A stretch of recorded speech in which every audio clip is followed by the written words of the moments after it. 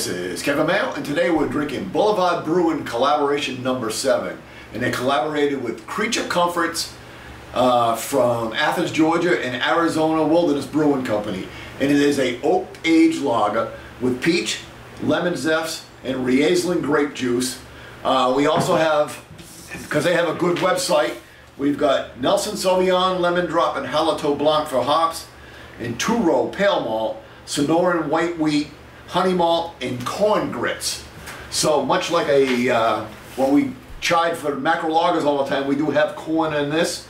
It is, like I said, it's oak aged, so it's been aged. I don't know when this was actually brewed.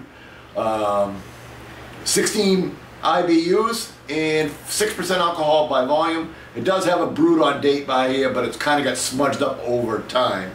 So that being said, let's give it a crack and see what we got. I'm going to use a lager glass because that's what it is. And whoa, we got quite a bit of action on that one. Let me pour a little slower. As always, if you like the reviews, please subscribe. We're always looking for new friends. And go ahead and leave comments because we love talking about beer. So, as you can tell, like I said, we had quite a bit of action on that. It is a reasonably dark yellow. I would say dark yellow. It's a medium yellow. Quite a bit of carbonation streaming up through it, which you'd expect on a lager. I got 4+ fingers of, I might call it just slightly off whitehead. I wouldn't call it tan or brown or anything like that. But it's just slightly less white than the bright white heads that sometimes you get. I get that Riesling grape juice right away. My wife likes Riesling, so I kind of know what it smells like a little bit. I don't drink it too often. You get that really like that saltine, bready lager cracker. A hint of a lemon.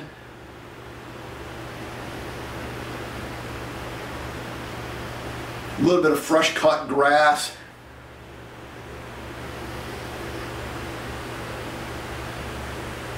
Yeah, definitely that grape. Getting that grape juice flavor coming up off of it.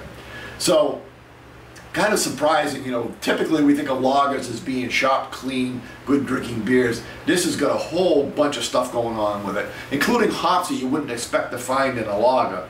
You know, typically you have the noble hops, which are just slightly bittering. So, let's go ahead and give it a taste.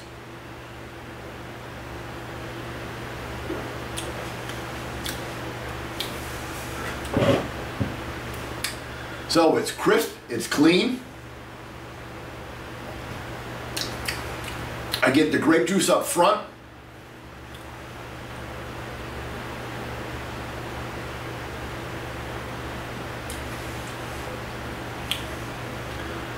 I get a little bit, I definitely get the lemon too. And it's a sharp lemon.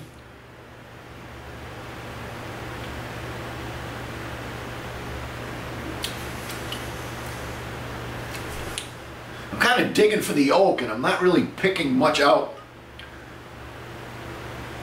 in the taste, and that sort of taste. The finish is quite dry, almost like a resin on a tongue, which again I wouldn't expect in a lager.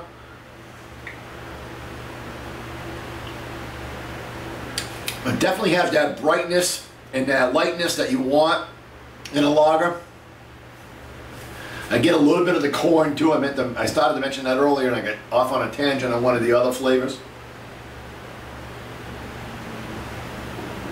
So I think bottom line, what's happening with this beer is you're taking a classic lager and you're giving it a little bit more bright fruity flavors. The lemon and the grape, which surprisingly work well together. It's not a combination that I would have thought of off the top of my head.